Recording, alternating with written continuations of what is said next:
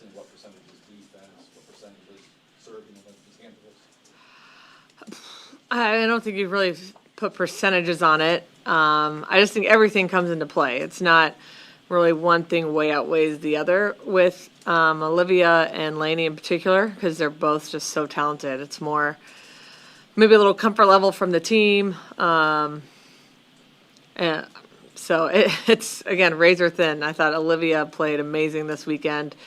I thought Lainey had a great weekend too. So it's tough, but they're both, like I've been saying, we're going to need them both to play huge, huge roles this year. And just because Lainey was libero this weekend, she's going to have to work really hard to keep that jersey. What did you do to earn it this weekend? This weekend, I thought, the first 10 points against Pitt, I thought she set the tone, and she dug Babcock down the line. We knew we were going to give her a lot of line to hit, and Lainey stepped up and made some huge plays, and that just gave our team so much confidence going forward in that match. So that was huge. And no, I think she just played solid and did what we needed her to do. What does having that constant competition, constant battle between her and Olivia do for I guess both of them really? I think it's going to make them both much better. And, again, each position group should consider themselves as one, like a unit, making each other better every single day. And, there's a lot of noise right now. Nebraska's so good. Nebraska does this, blah, blah, blah. But the practices are insanely competitive. So they know that even if they play great in a match, that somebody's going to be on their tail in practice the next day. What do you think of Andy just as an athlete and what it's like to have that to work with? She's special, for sure. I've told people we have so many great players in our gym, and Andy sticks out, athletically in a positive way. She's kind of a generational type athlete, and just to see her take a more ownership in the complete game, is like her blocking's improved. She served great this weekend. She dug a couple balls, and understanding that to go where she really wants to go, she has to be great at everything, not just killing balls and killing slides. So it's been really fun to see her development that way. Coach, another big match coming up Sunday in a national televised game. One, how special is it to be a part of all these national televised games? And two, how important is it for later on in the season to play on such big stages? Yeah, we always want to be leading the charge when it comes to moving the sport along and making sure volleyball, puts up big numbers, and it's something that these networks, are fighting over to get to air these matches. Again, our team embraces that, and more importantly, not the team, the university does, in the athletic department. And what was the second part of your question? How does it prepare you for later on? Oh, yeah, it's huge. I thought playing at PBA was massive for preparation, because if we're not here for the regional, now we have the crowd behind us, but we've been there where there's a light show and there's, a huge crowd and big moments where every play, you're feeling pressure. So this weekend was really, really important, I'd say, for later on. And then this coming weekend will be more of a neutral crowd. So could be a little more like a Final Four crowd. So we'll have our fans that travel for sure, but the majority of the fans are likely just going to be the casual volleyball fan. You guys taking those cowboy hats along with you this weekend? Yeah, probably. What's that going to be like? Nashville's such a fun city.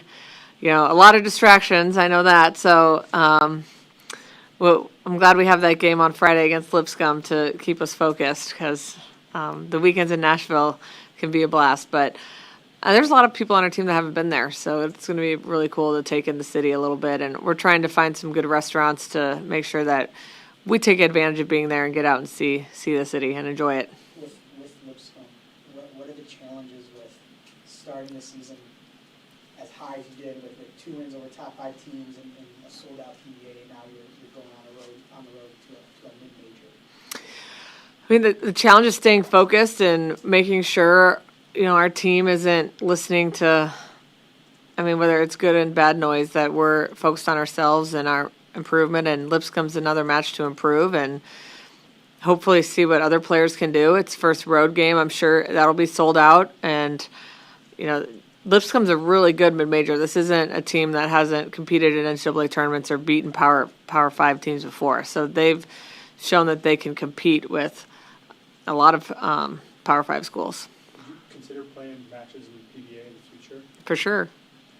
When you came from Louisville, we kind of had that two gym. We had the Dome Center. We also had the smaller gym. I mean, is there challenges that come with that, or what do you like as a coach, having that one place where you play all your matches? Or that's a little bit difficult with a very small arena, but.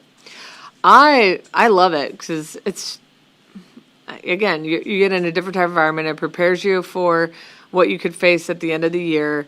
It allows more people to get into games.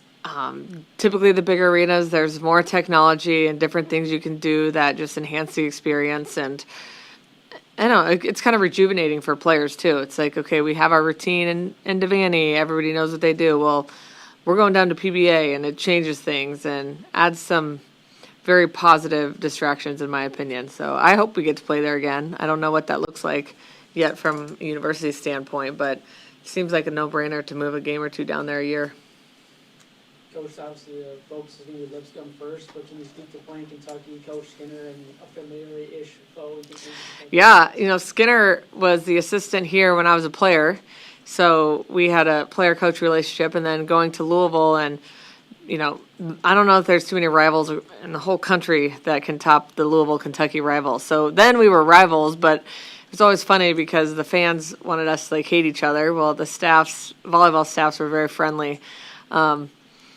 So we know a lot about each other's coaching styles, but I'm excited to play Kentucky. It's a new challenge. This weekend was a challenge, and Kentucky has some things that,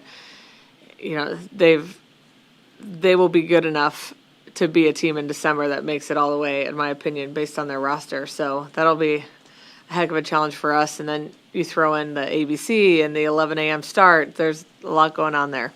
It's a challenge of facing Brooklyn DeLay, especially now that she has another prolific pin hitter with her. Yeah. Oh, what are the challenges? Yeah. Oh,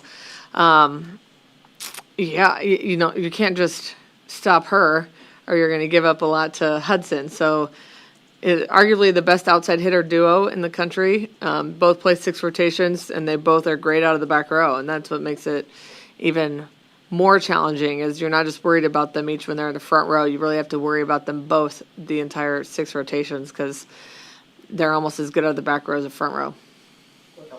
What stood out to you this weekend with how everyone sort of embraced their role and was willing to do whatever the coaches had asked them to do, no matter how big or how much they played? Mm-hmm. I really just thought we played with a lot of joy, and Terea at the end in the locker room after the game, she was one that said, "This was just a blast. The court, everybody on the court was lit. The lingo. That's not my lingo.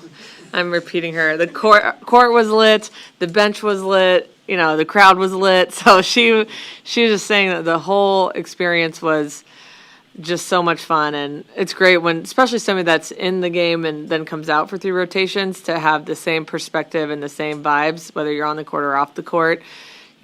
That's pretty special, and that's what I noticed. It just felt like everybody was so engaged the entire game, and you weren't really thinking about who was on the court. It was just, you were always thinking about the team and what we were doing, not what one individual was doing. How do you feel like Bergen played for those first 2 games?